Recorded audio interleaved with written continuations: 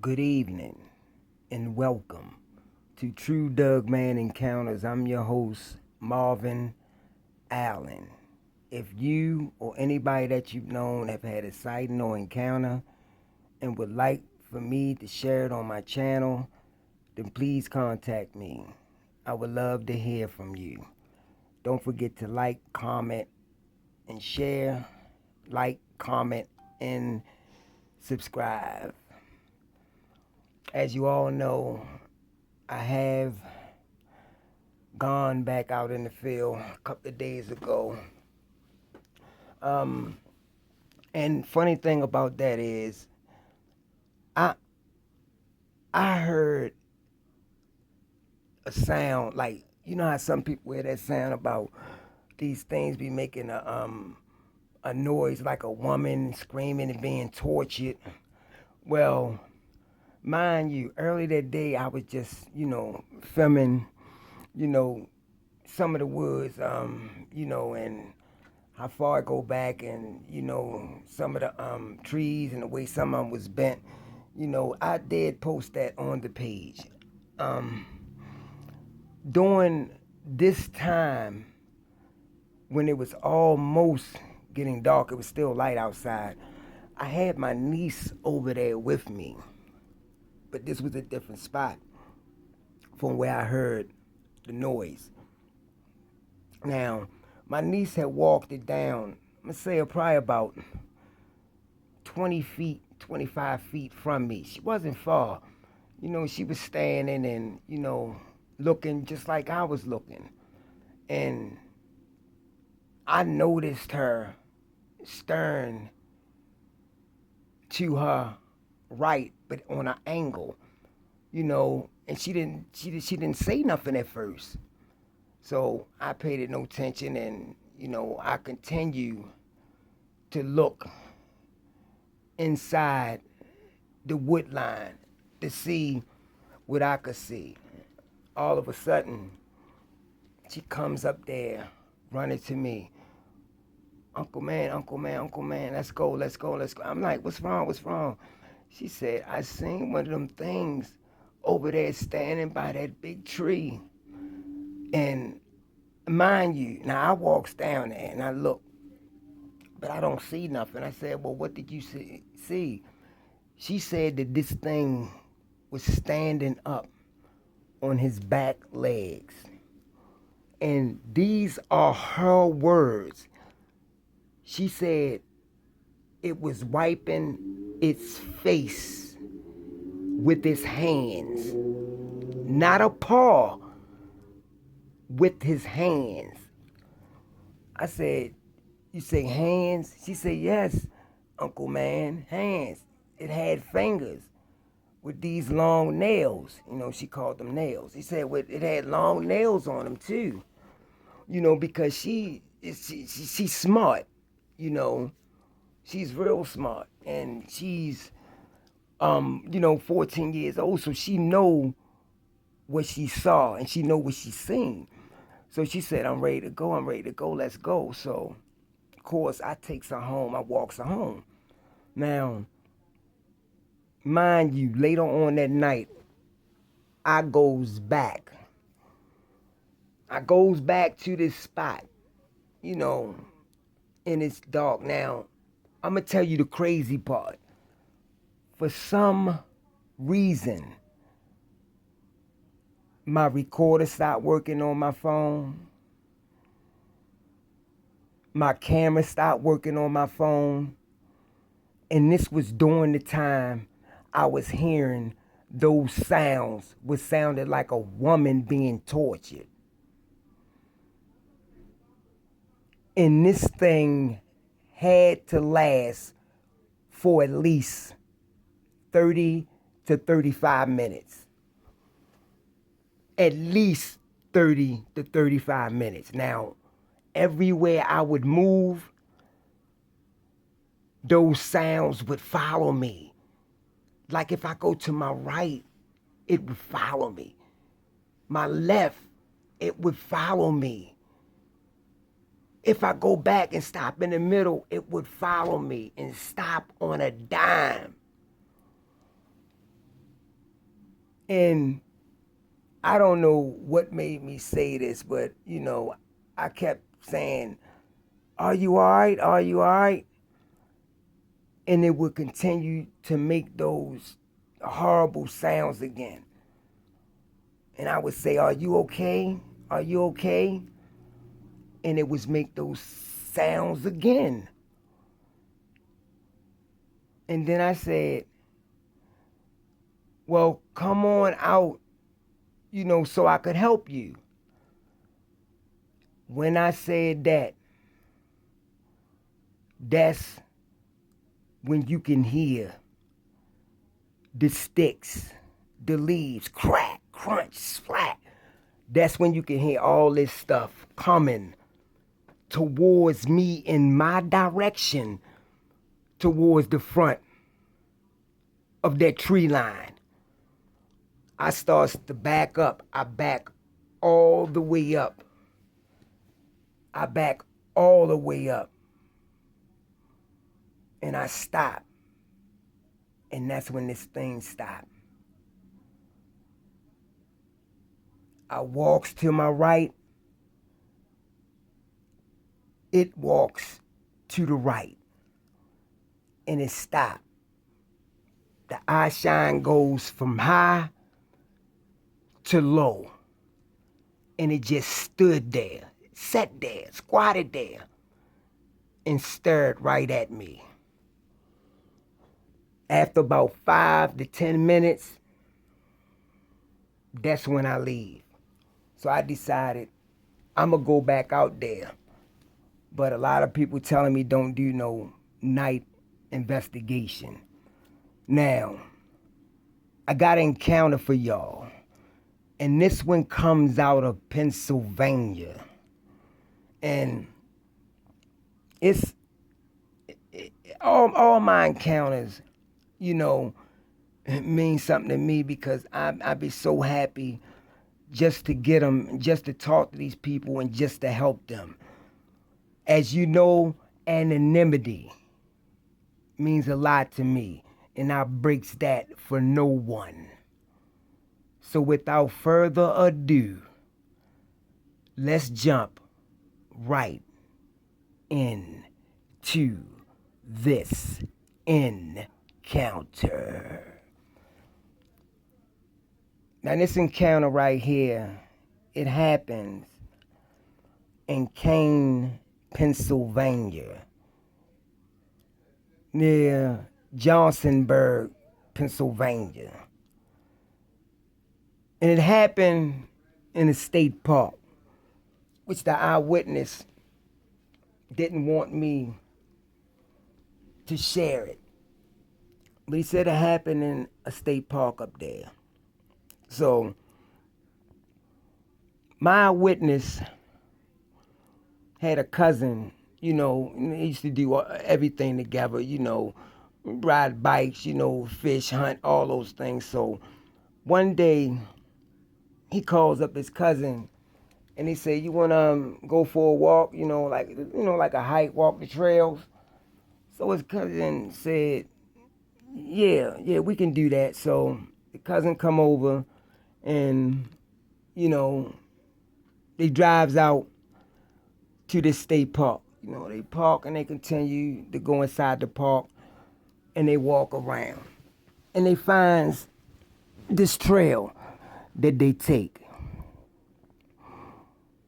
Now, my eyewitness and his cousin is walking this trail. And my eyewitness said that his cousin is the one that likes to always play tricks.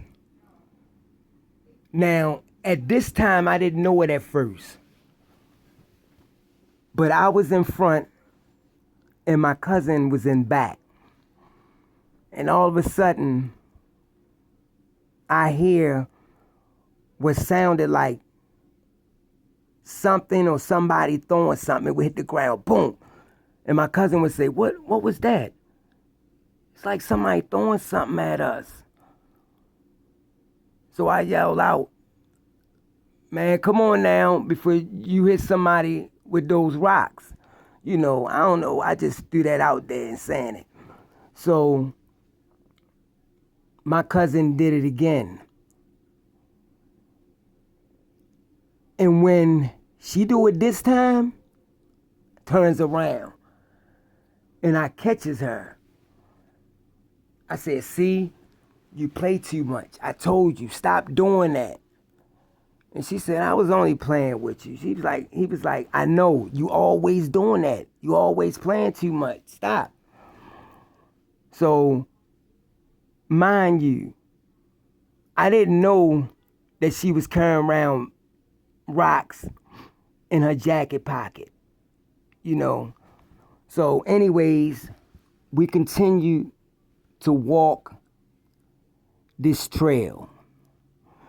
And as we walk this trail, we hear everything. We hear all nature. We hear birds and, insects. We hear everything. We see, deer, we seen a raccoon and, birds and that nature. So as we walking, we get to this turn off, this trail.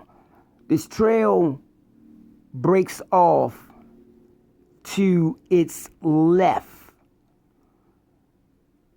And it leads down this little embankment. Not a real deep embankment, down this little embankment that leads out to this open field, which lead to, on the other side of the tree line.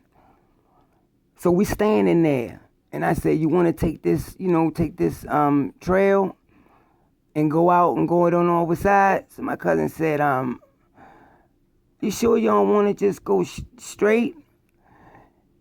He said, if you scared to go, then we won't go. So she said, I ain't scared. Come on, we can take it. So we takes that trail. We walks it, and we finally get to this clearing. We walks out in it, and we walks a few feet. Now, mind you, the grass wasn't that tall, but we walk a few feet and we hit this trail. And you can tell this trail that something or somebody been walking back and forth on it. So we hit this trail and we continue to walk on this trail. And it's leading us directly to the other side of that wood line. Now, mind you, in the front of this is a bunch of brush. And then that's when the tree line starts with the trees and stuff. So we walking, and I hear a noise. And I say to my cousin, did you hear that? And she said, no, I didn't hear nothing. He said, you sure? She said, boy, I ain't hear nothing. So we continue to walk again. And we walk for a few more feet, and I hear that sound again. That's when I say, I know you had to hear that. And this time she said, yeah, I heard it. What is it? He said, I don't know what it is. So they both looks in the direction of where this noise come from. And when they looks in the direction of where that noise came from, they could see this brush moving. So my eyewitness say, what is that? Do you see the way that brush is moving over there? She said, yeah, maybe it's a squirrel. He said, that ain't no squirrel. with that brush moving like that? She said, I don't know what it is then. She said, I want to go. Let's leave. He said, all right, we're going to leave. So my eyewitness said they continued to walk a little further, heading to that part of the tree line. And as they walk a little further, they hear the sound one more time. This time it ended with a growl. So my eyewitness and his cousin, they stop and they look. And when they look, they still see the brush moving. My witness said after a few seconds, that's when they see a set of ears pop up just above the brush. And when the ears popped up, it kept going. It kept going until my eyewitness saw what he said looked it like a giant head of a black wolf. He said, but it was strange. He said, because the head looked it like that of a German shepherd with the long, thin snout. He said, but the head was just massive. And they both looking at this thing now. And they can't identify. They said, this can't be no Doug. He said, because if it is, they got to be the biggest Doug in the world. Now, mind you, they never heard of no Dugman until now. That's when they walks a little further and they cut to their left on this real small, tiny trail. And they walk that way. And when they walk that way, that's when that creature began to walk in that direction, just behind the brush.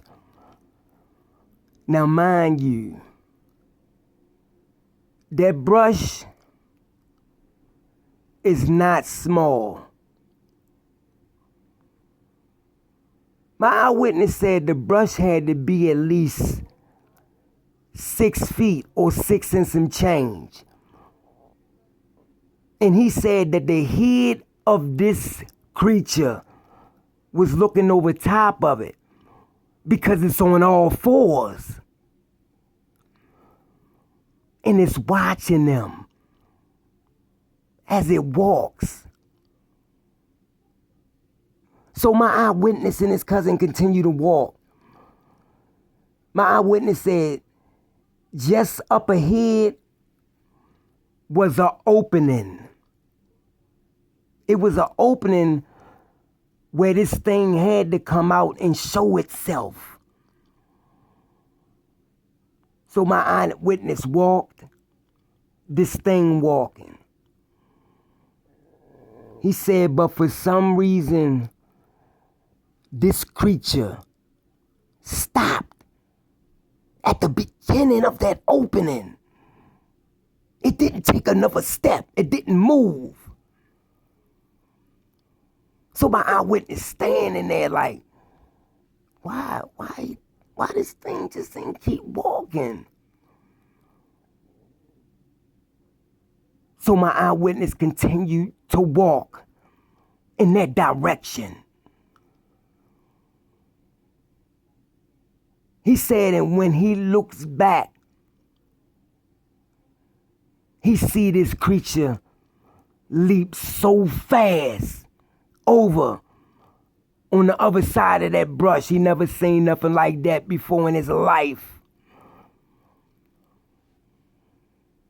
He said this creature still continued to walk just behind the brush. My witness said as him and his cousin continued to walk, it was another trail that broke off that led back up into the tree line where they came from. So my eyewitness said they takes it and they walks. They gets up there and they get to the front of that tree line and they walks up in it and they turns around. They said that's when this massive creature stands up, takes one leap, leaps over that brush and lands out in that opening. My eyewitness said he like to had a heart attack. He said that this thing was massive.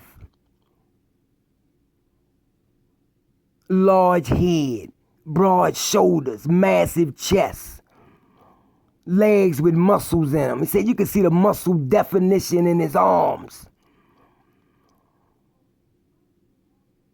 But it had canine legs, just like a dog. And he kept saying to himself, what is this thing? This thing should not exist. He said after he's standing there and he watches this creature and this creature watches him and his cousin, it tilts its head back and it starts to sniff the air. And when it sniffs the air, it catches something.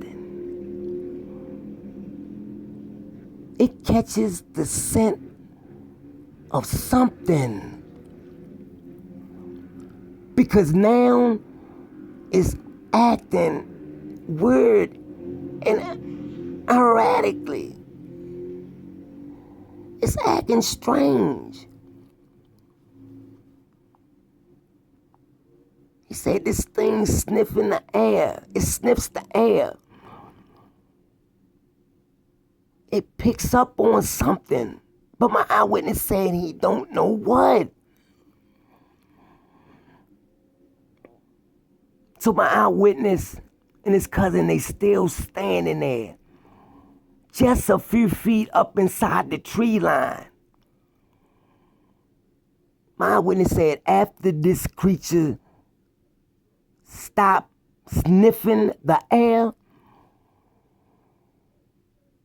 he said this thing bolted. He said this thing bolted diagonal. Diagonal. He said this thing moves so fast. He never seen nothing move this fast in his life. He said, so when this thing reaches the other side, it stops on a dime. That's when this creature sniffs again. And when it do this time, it looks up. It looks up that little small embankment. And it starts to walk slow. But the way it walked like it was stalking something, like it was in a stealth mode. Me and my cousin is watching this thing. And I'm saying to myself, this thing is intelligent. This thing is smart. This creature is a predator. It walks. And when it gets up there, it drops to all fours. And it begins to turn and look at me and my cousin one last time. And then took off.